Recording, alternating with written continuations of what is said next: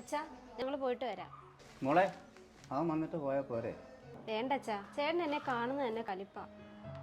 മക്കളെ, നിങ്ങളുടെ ജീവിതം തുടങ്ങിയിട്ടല്ലേ ഉള്ളൂ, ഇപ്പോഴേ ഇങ്ങനെ ആയാലോ? ഞാനൊരു തെറ്റുകാരിയാണെന്നാണോ അച്ഛൻ ഇപ്പോഴും കരുതിയിരിക്കുന്നത്?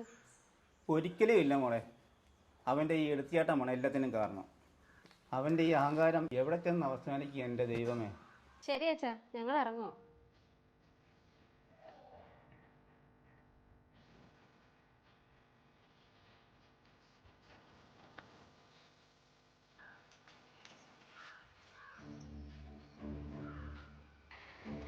അയ്യോ, നിന്നോടാരാ ഇവിടെ വരാൻ പറഞ്ഞത്?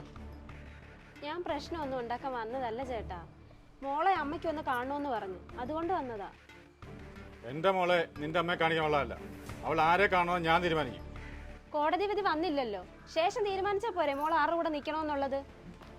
എടാ, നീ പ്രശ്നം ഉണ്ടാക്കാതെ കയറി വാ. കൊച്ചിനെ അവിടെ നാളെ ഇനി കൊണ്ടുവരും.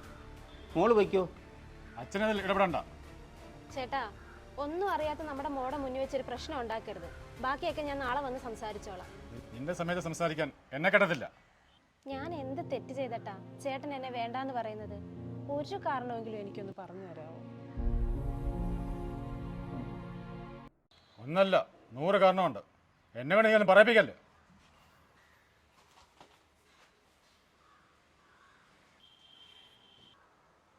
മോളെ, അവൻ ഒരു കാരണവും പറയാൻ ഇല്ലാത്തതുകൊണ്ടാണ് 100 കാരണമെന്ന് പറയുന്നത്. വേണ്ടച്ചാ, ഒന്നും പറയണ്ട. ചേട്ടനെ നമുക്കൊരു കൗൺസിലിങ്ങിന് കൊണ്ടുപോവാം. അവൻ ഇങ്ങനെ ആയിപ്പോയി, എന്ത് ചെയ്യാനാ?